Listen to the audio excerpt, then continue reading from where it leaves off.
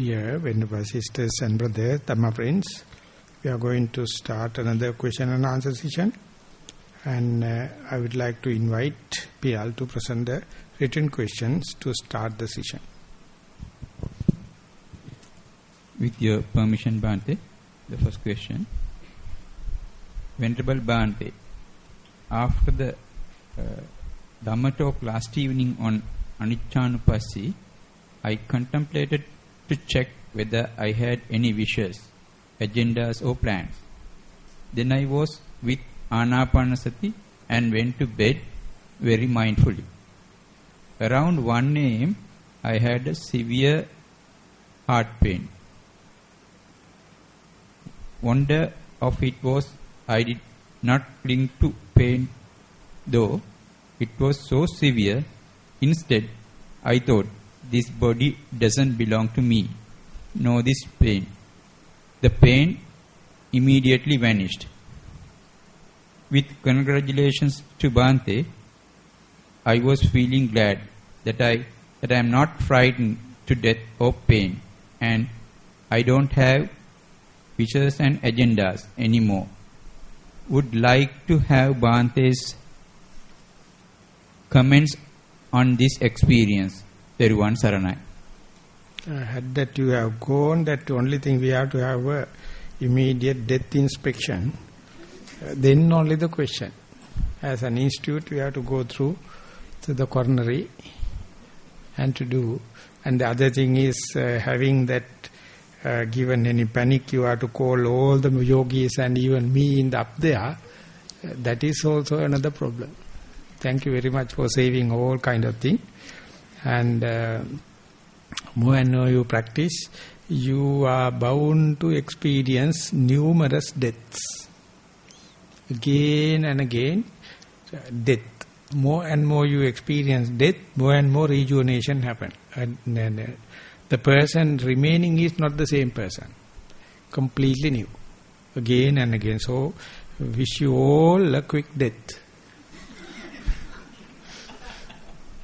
And what else I can hope? Because this is the only thing going to give a radical kind of a reflection. Otherwise, you all are complete in a rut. So there should have again and again repetitive deaths and repetitive rejuvenation, and to tell the message to the others. Fear of death is the main panic in our life, and that is creating so much of problem among our relationships. No one underwent it, no one can direct experience, but there's a huge fear, uncertainty. Once you experience little by little, you can just live. So, the Buddha says, the recollection of the death is the immediate thing for you to become eternal. For you to understand the most delicious thing in the life. But our whole life is we are trying to evade it, not to think, considering it is something unauspicious and something bad. So therefore we never talk this kind of thing in front of children. Think it is bad for them to listen. But the Buddha says it is a shortest cut to go to the eternity. Eternity, if you are ready to contemplate, when and where you are, this is of course not contemplation, this is something experience. When and where you are experiencing the death and recollection of the death, you will never do malice things. And when and where any defilements to come into your stream of consciousness, you must have neglected or evaded or escaped the death. When and where the death evaded or escaped, the malice come into the mind. When and where you are face to face with the death, mind stream of consciousness is pure.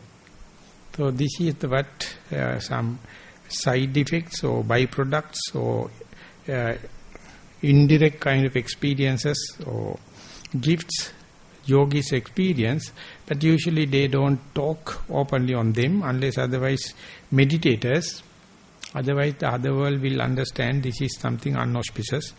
So thank you very much for sharing with us about your direct experience. Venerable Bhante, why does a person to be solitude need to do Asubha Bhavana? Even though physically refrain from sexual activities, it is difficult to give up mental desire to such activities. How can I get rid of them? Is it, within bracket, physically refraining from sexual activities leading to one's spiritual development? Please explain, Bhante, with metta. In this reflection on the repulsivity, not immediately after the phrase of solitude or entering into the forest, one has to recollect one's own body, and so unless otherwise you are solitude, whenever you are in socialization in the society, hardly your mind can go in and contemplate on the repulsive nature of the body. So therefore solitude gives certain amount of conducive condition or facilitating the repulsivity. Otherwise, when and where you in the society or stand on ceremonies, you are completely outwardly or other directed, and therefore you try to do cosmetics and makeup and facelifting and kind of thing. But in the solitude it may be more conducive. Other thing is that regarding directly thinking about the celibate life, it's appear to be impossibility in the present day world, but definitely any society will understand sexual misconduct is something wrong. It is misappropriation of the others, the undue pleasure. So many consider this as sexual intercourse, but not necessarily.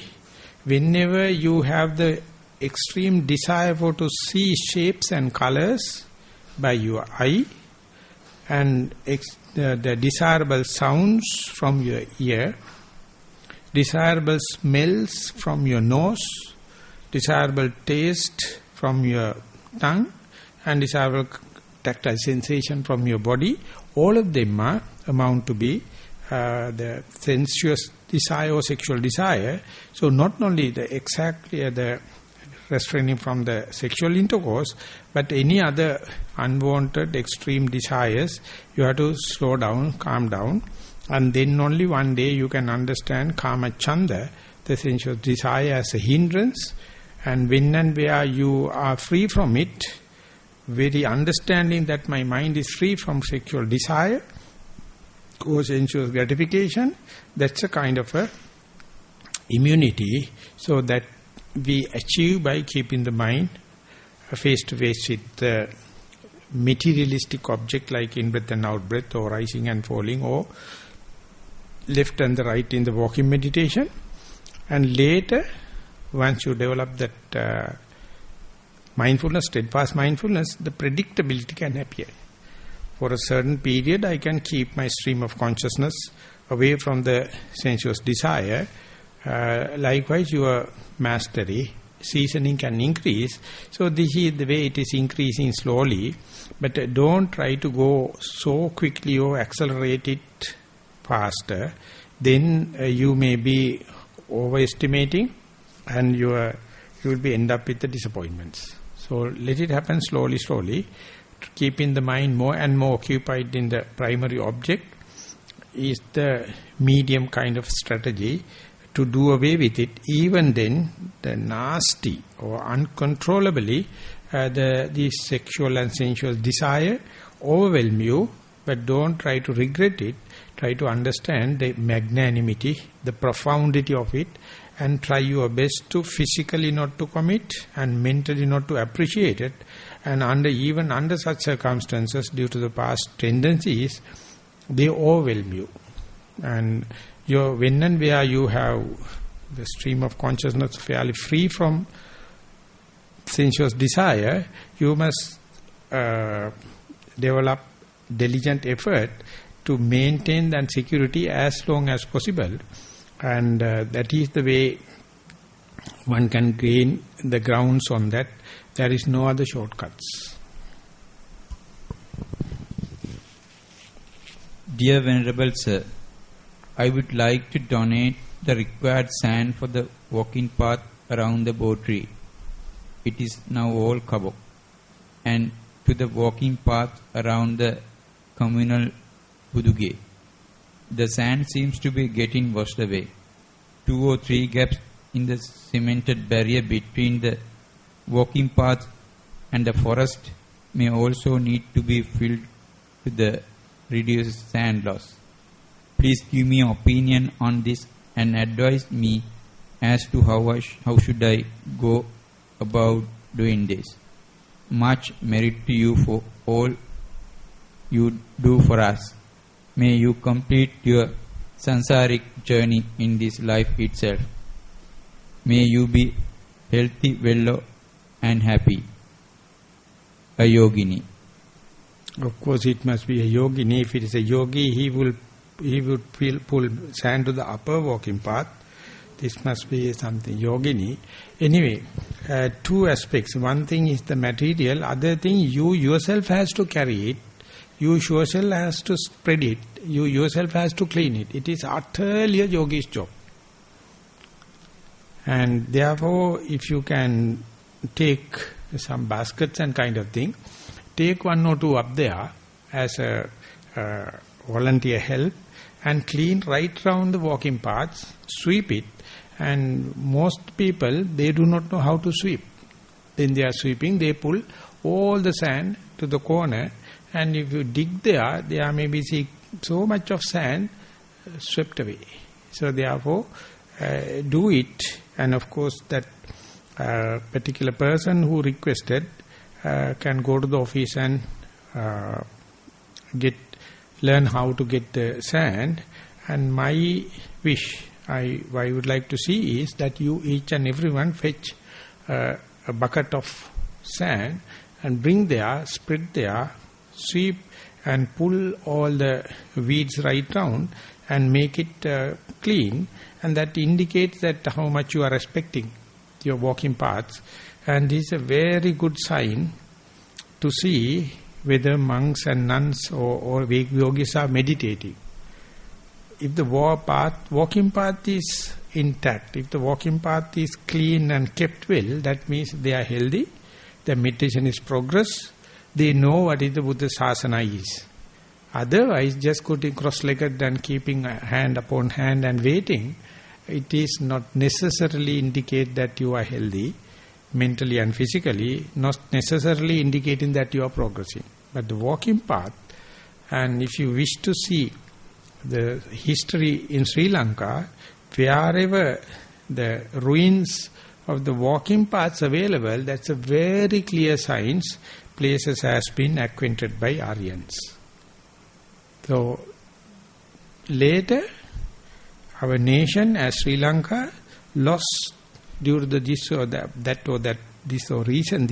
reason, they forget about the walking meditation. That was the end of the golden age of Sri Lankan Buddhism. And if you can regain that, definitely it's a clear sign. It is again gaining the ground. So therefore give as much as possible contribution, physically as well as materialistically and spiritually, and it will be a very nice message for the rest of the meditating world, the importance of the walking. And therefore, the 2 walking paths, and next one in the middle lawn also we'll soon after this concrete the shuttering removed, that also will be another thing. And down here everything must be intact, and don't wait someone to come and sweep it, don't wait till someone to come and weed it. That is the part and parcel of the yogi's duty. So it's a very good idea. Dear Bhante, during a retreat talk 2 years ago, you talked about a problem of greed and hatred within a family over property matters. You explained the Buddhist approach to it, including never striking back, experiencing karma as it arises rather than postponing it saying Vindina Dukkha Sapai and doing metta to one's enemies. Bhante, your advice really hit home because our family had just begun going through a similar problem. There have been days, Bhante, when the only thing that held me together was your Dhamma advice. Such advice is very difficult to live in practice. But I tried very hard and managed. We have pulled through, guided only by your words on the Dhamma. Nothing else would have worked. Bhante, I feel no hatred, only little anger, pain and sadness for a family member. No sense of victory, and still find it difficult to regain focus. Concentrating and mindfulness, when I try to meditate now, I note the rising and falling, then thinking, imagining, remembering, conversations, spirit, gathas, music, all the yawns and go at rapid speeds. I note these and bring my attention back to rising and falling. It is as if a long queue of interruptions are waiting to replace my attention on the primary object. It is not so bad with my walking meditation. I took 300 to 400 steps with only few brief interruptions, smelling, hearing, thinking, and was able to bring my attention to the left foot, right foot, and touch sensations. Bhante, please advise me on how to continue the emotional healing process, how to overcome my defilements, how to improve my concentration, within brackets, walking backwards on a little Dhamma, really help, and how to develop mindfulness. Much merit to you, Bhante. You kept us safe and on the right path. It made all the difference. May you attain Nibbana in this life itself. Sadhu, sadhu, sadhu. We are going to the next question. Oh, asking any question there? Any advice? That appear to be in a healthy kind of approach, progressing. Don't try to accelerate the progress. This is the progress. So don't disturb this trend. Let it grow as it is in the natural growth, and then it gain the grounds. Otherwise, what you can do is you can try to smart and accelerate. Each and every effort is distorting this natural growth. This is the natural growth. It is matter of time. Be patient, but don't disturb the present trend. Continue the same. Venerable Bhante, Thero Saranai. Why does our body move when we are concentrating on in-breath and out-breath? Example, about to hit the floor, should we ignore and keep focus on the breath, or should we make sure posture is straight with metta? So at the beginning you have to make sure the mindfulness. The second you have to take care about the primary object. The third thing you have to take care about the posture. And once, if you are following the same, one day you will find all the three together. So therefore take care about the mindfulness, and if the mindfulness is there, wakefulness is there, and the mindfulness is there, if the diligent effort is there, the body maintains the balance between the concentration and the energy aspect. That indicates the body slack posture or tight posture. So therefore, as far as you are taking care, first thing first, mindfulness first, others will follow the suit. Dear Bhante, the following is the observation during the morning walking and standing meditation. My walking was at a length of straight line about 10 to 15 feet. I would start at one end standing up with head, hands behind and watching the way my foot touched the ground and my posture. Then only I would start lifting, pushing, placing and touching the ground, one leg and the other. When coming to the end of the path, I would stop, watch my foot and standing posture.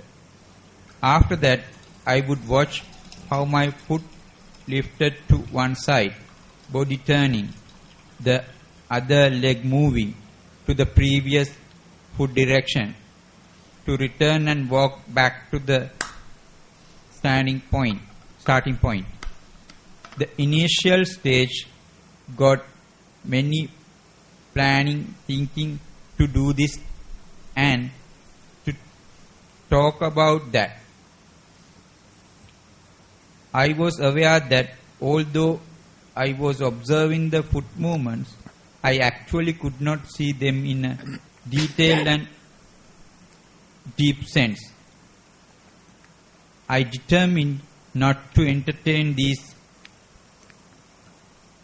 impatience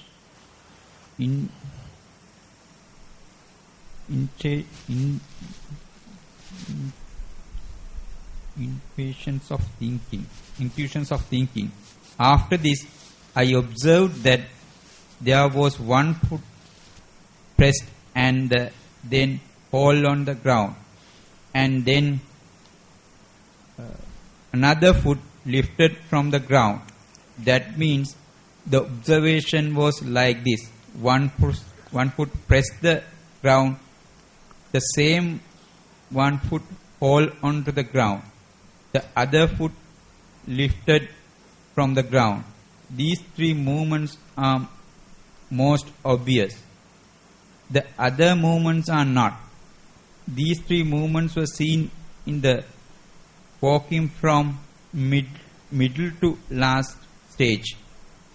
When standing, there was only one time, that I observed both foot were pressing to the ground. The legs, upper body are actually flux, like have many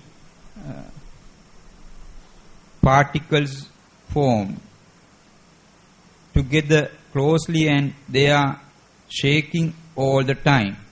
This standing feeling only lasted like split a second. I wish to have Bhante's comments and further advice. Thank you. So in the walking meditation, you better first note one step, one noting. That means left at the left and the right and the right. So once that is gain the ground, what you develop, that you can walk without distraction for 10-15 steps or few seconds, then only you have to introduce one step, two noting, lifting, dropping. And there also you have to take time to gain the grounds. And once that is there, in a comparative way, earlier you are comparing the left and the right, now you are comparing lifting and dropping. And once that is acquired, season, lifting, moving, dropping, and you have to understand the discriminate difference between lifting movement, moving movement and dropping movement, and likewise introduce diversification of the mindfulness in a very pragmatic way. Don't try to go into noting very complicated thing right from the beginning. Then you start headaches and body also wavering and balance is losing. So therefore this does not directly or clearly indicating the gradual development, appear like started from a very detailed kind of noting that is no good at the beginning. And when and where the mind become energized and steadfast with the mindfulness and the surrounding conditions are good, then only you can slowly increasing, and later you may find whether you are walking or standing or sitting or lying down, wherever it may be, that there is a signal to indicate that I just being, that I am not dead, that I am not asleep, that I am not absent-minded or fainted. So this is underlying the existence, and when and where you feel standing, or when you are turning, or even if you are walking, whenever you develop this familiarity to this existence, later you may find the mind feel homely, feel at home. On top of that only, different small activities, lifting activity, moving activity, dropping activity, pressing activity, everything happen. But underneath the canvas of the picture, canvas of the painting is just being, just vibration, just existence. So when and where you go to the effortless walking, that you are basically know the existence, basically know just being, basically know the I am not dead. Halfway only you go on in detail analysis, detail noting, lifting, moving, dropping, pressing, all the kind of thing. But later you may understand how to be friendly with the body, let the body to walk effortlessly and observe, and you consider, you experience the whole thing as a one unit, full of activities, full of action, and even though it is not labeled and recognized individually, you are dynamically or in a diligent way, in a vigilant way, you are really experiencing it. So this presentation don't give that kind of a clarity. So therefore, when and where you develop that discipline, the clarity, no doubts can remain. You know how to make use of the opportunity. Start from the simple noting to the very complicated situations.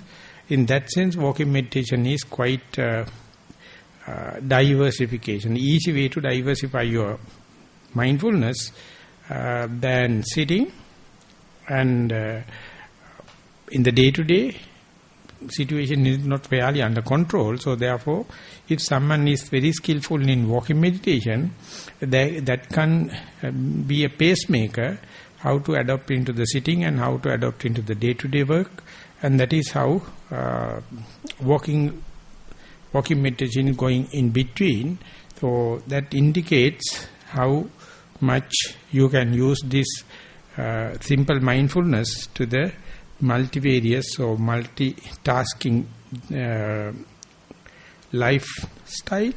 So this indicates sources are there. Only I am talking in order to make it systematic or discipline. Then more and more entertainment can happen, more and more information be available, and meditation is no more regimentation, but it appear like a hobby, it appear like a pastime, and you can really entertain it. Dear Bhante, the following is the report of the yesterday afternoon sitting.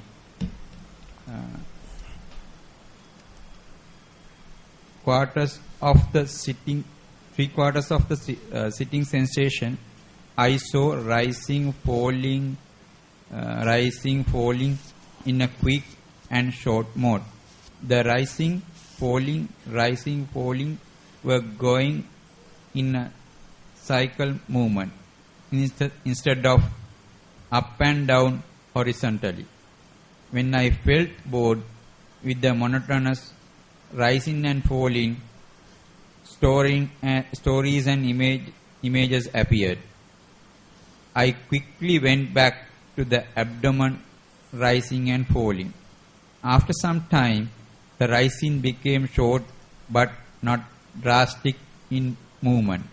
The falling became very difficult to catch its length. The falling looked like disappearing immediately after it rising. The sequence is like this: a short rising a fall that is really short, like almost does not exist, disappears. Then another short rising.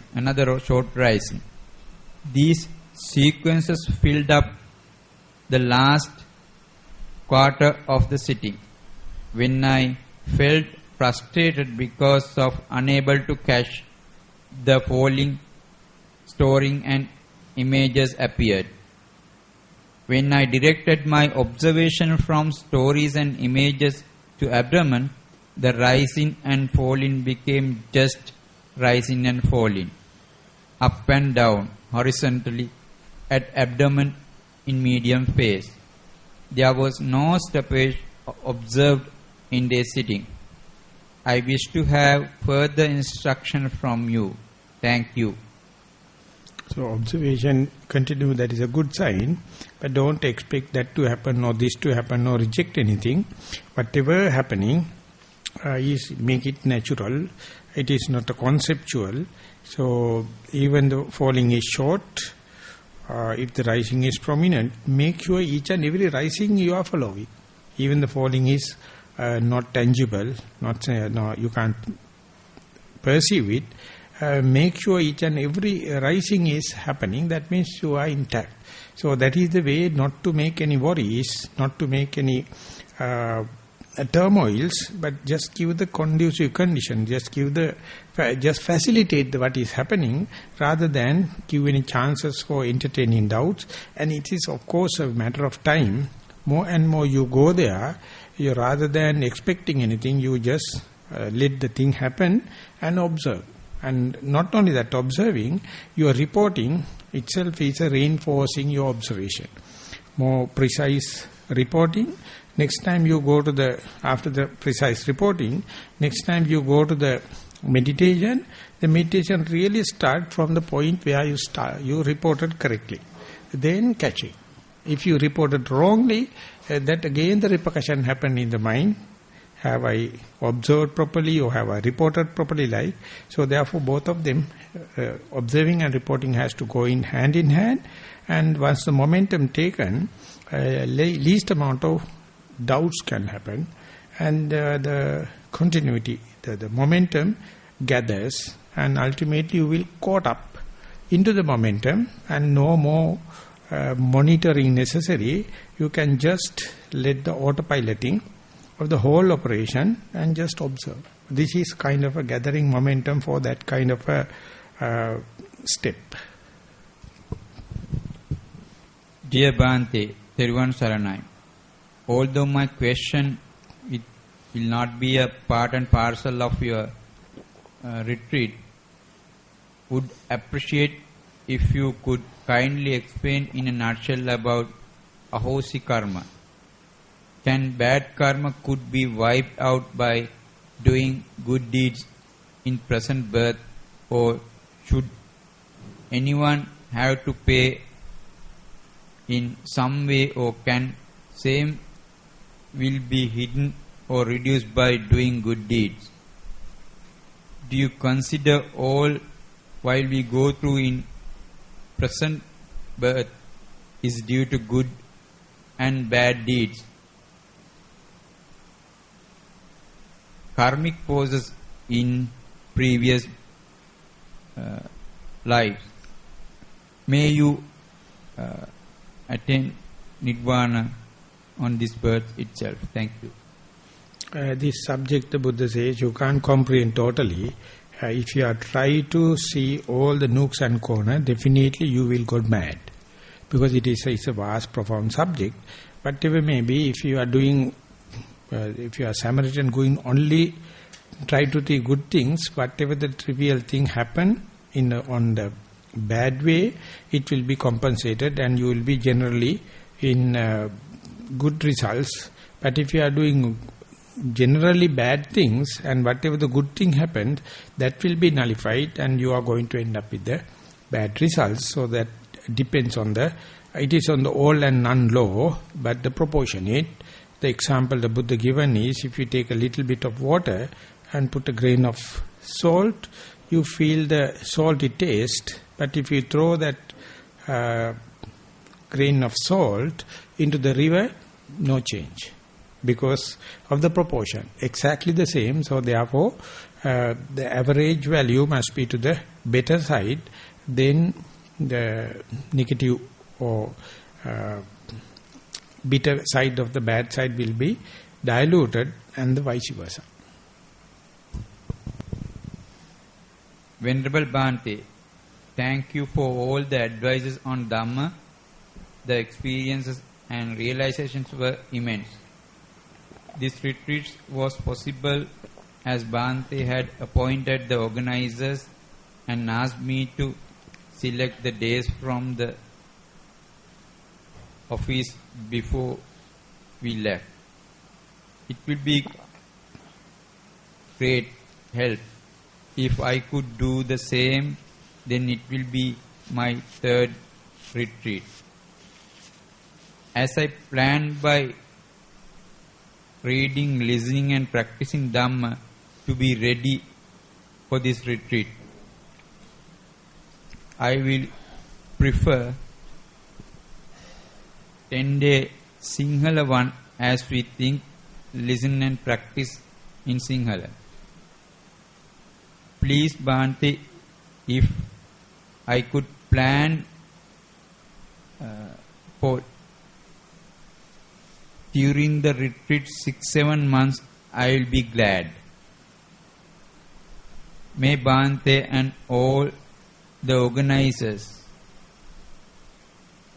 Hemanta Udara and the organizers have Anoma, Vasanta and all the others who helped us during the retreat be happy, healthy, peaceful and content with metta.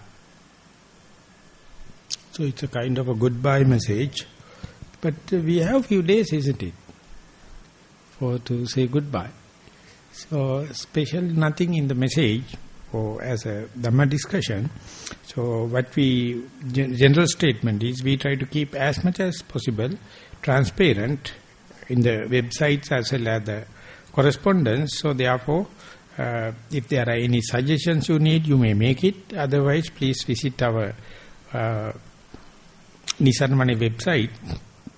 And soon we will publish it 2015 also. And then apply accordingly. That's all written questions. Yeah, we have about 20 minutes left as far as the assigned time is concerned. If anyone wish to raise question, welcome.